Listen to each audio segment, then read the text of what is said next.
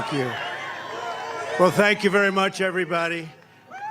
That song tells you a lot because it's #1 in every single category. #2 was Taylor Swift. #3 was Miley Cyrus.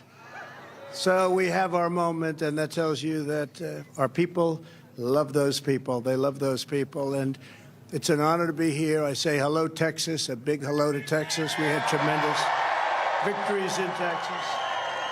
And it's great to be back in this beautiful and incredible state with thousands of proud, hardworking American patriots. And from deep in my heart, thank you for your prayers, and thank you for your love, and thank you for that incredible, overwhelming support that we've had. Mr. Lieutenant Governor, thank you very much. Been my friend for a long time, Dan. Thank you. Before we begin, I also want to express our sadness and send our prayers to everyone in Mississippi and Alabama who's been touched by the devastating tornadoes today. A lot of people were killed. We love you all for 7 years. You know that we've all been fighting together. Those people were fighting with us, too, no longer with us. Devastating. But for 7 years, you and I have been taking on the corrupt, rotten, and sinister forces trying to destroy America, and they've been trying to destroy it. They're not going to do it, but they do get closer and closer with rigged elections. They get closer and closer. We've been the ones in this fight standing up to the globalists and standing up to the Marxists and communists. That's what they are. We don't even talk about the socialists anymore. That train left that station a long time ago. Standing up to the warmongers, the stupid warmongers, and the neocons and the rhinos, the big money special interests, the open border fanatics, crazy people. Standing up to the fake news media. Look at all of them there.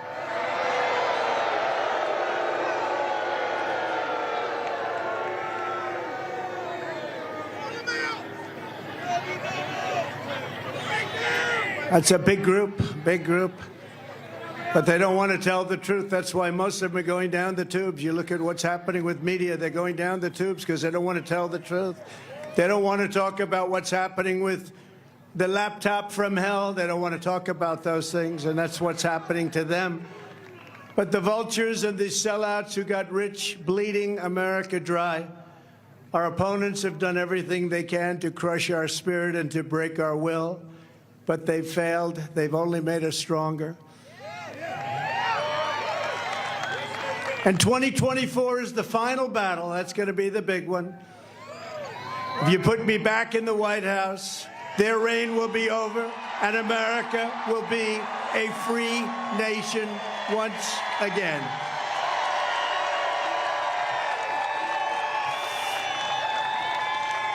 Our enemies are desperate to stop us because they know that we are the only ones who can stop them. They know that. You know, there's never been a movement like this in the history of our country, probably in the history of almost every country. MAGA, Make America Great Again, America First, call whatever you want. But I will tell you, there's never been in history, look at this crowd, as far as the eye can see. We flew over. It was a beautiful sight, as far as the eye can see.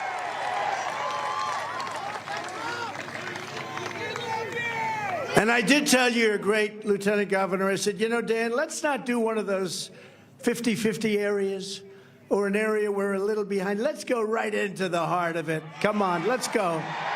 Let's go where we were close to 100%, right? That's what we did.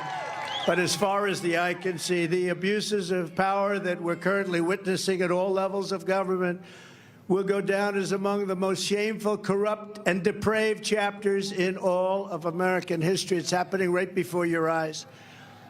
But we're going to end up winning. The Biden regime's weaponization of law enforcement against their political opponent is something straight out of the Stalinist Russian horror show. And you know, we go Stalinist Russia. That's what it was. This was where it seems to have begun from the standpoint of us watching it in semi-modern day history. You go back to communist China or look at a third world banana republic. That's what we've become. Between our borders, our elections, and the weaponization of law enforcement, banana republic, that's what we have become. Let there be no doubt the injustices being done, not only to me, but to dozens across our country will not stand, and we're not going to stand for it. When this election is over, I will be the President of the United States.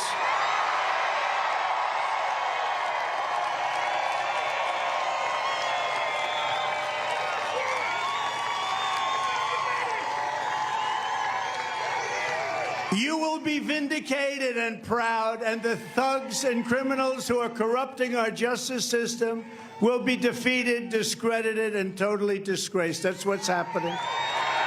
That's what's happening. From the beginning, it's been one witch hunt and phony investigation after another. And you know, because of it, our country never talks about greatness anymore. You look at what China does. They go all over the world. They spend money. They take over governments. They do a lot of things. And we're always looking. We got crazy people like Shifty Schiff and Hillary and all of these people. These people, they don't want to talk about greatness for our country. All they want to do is investigate everybody, but they are the ones that are really under investigation. I also want to thank the Republican Congress, because, you know, people can be critical, but they are working so hard. Jim Jordan, James Comer, he's become a great star. These are great people, and they're putting themselves at risk because they take a lot of abuse, but they're doing something that we haven't seen in Washington in 25 years. So I want to just thank those two and many people that are working with them. In my case, every piece of my personal life, financial life, business life, and public life has been turned upside down and dissected like no one in the history of our country, Marjorie, I think we can say, right? I don't think we can find anybody. They even got the Supreme Court of the United States to give them my tax returns, something that was never supposed to happen. Legal scholars say that's a shocker. And everything they wanted about me, they got every single thing they wanted about me. The Supreme Court said, oh, give it to the prosecutors. That's okay. He only appointed 3 of them. Not a lot of, you know, we don't want loyalty. We want what's right. But sort of strange, isn't it? Give them everything they want. They actually came down with one ruling that, no, you can't do that to presidents, but to Trump you can. To Trump you can. And we've been a special administration, and we have special people. There's nobody like the people we have. They're the smartest. They're the best. These are the most. Look at all the money they're sitting over here. They're all over because, and you know what? They've made that money the old-fashioned way. You're right. Front Row Joe. The Front Row Joes will never forget them. And my friends from North Carolina, who are unbelievable, beautiful, incredible women. Incredible people. They travel all over. What is this, like number 93, I think, right? Number 93. Oh, they go, no, actually more. But we appreciate it. 101, Front Row Joe, 101, all the Joes. But the Supreme Court is afraid, just like Republicans are afraid, to do something about what has happened. And they have to fight. The Supreme Court didn't have the courage to right the wrong of the 2020 election. They knew what was going on. Tax returns were always considered sacred. Lawyers, in their own way, if you can believe this, were considered sacred. Today, lawyers go before grand juries all over this place, if they happen to be lawyers representing Republicans, and they treat lawyers like they're criminals. It used to be if you had a lawyer, the lawyer was somebody that was very much considered from the standpoint of what we're talking about, above reproach. Now they get thrown in with everybody else, and it's a very unusual situation that's taking place. And again, legal scholars can't believe what they're witnessing. And yet, after going over 11 million pages of documents, I built a great company. They've got nothing. They've got nothing. Think of it. 11 million pages. And my tax returns on top of it, and they're a big return. It probably makes me the most innocent man in the history of our country. Friends of mine say that. Very successful friend of mine said, you know what? President, on page 3, they got me. Got 11 million pages we gave over to various groups, including Congress. The new weapon being used by out-of-control, unhinged Democrats to cheat on election is criminally investigating a candidate, bad publicity and all. You get bad publicity. It's the craziest thing. I got bad publicity and my poll numbers have gone through the roof. Would you explain this to me? Explain that to me, Dan.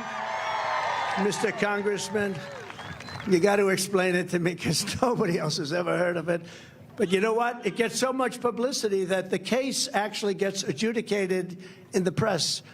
And people see it's bullshit, and they go and they say, it's unfair.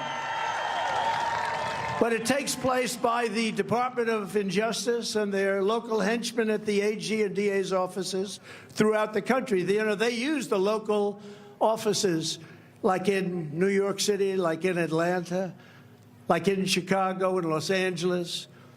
They make lives miserable, destroy their families and friends, even though they know these people are innocent. In many cases, they're patriots. They're not guilty of anything, and yet they have to go through hell. And if you're running for office, even Dan, but I don't think they'd ever go after him. But we have some great congressmen that probably they wouldn't go after because they're too clean. They're the cleanest people I've ever met. They come from Texas. They have to be clean. But let's say